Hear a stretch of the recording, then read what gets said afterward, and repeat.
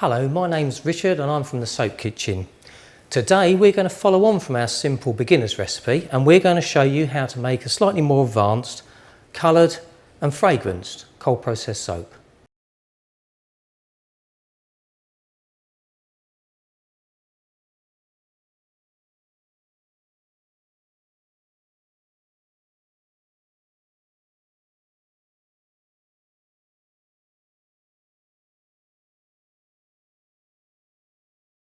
Okay, so in addition to the basic ingredients that we used in our simple recipe, to add colour and fragrance to your soap, you need some essential oil and some pigment.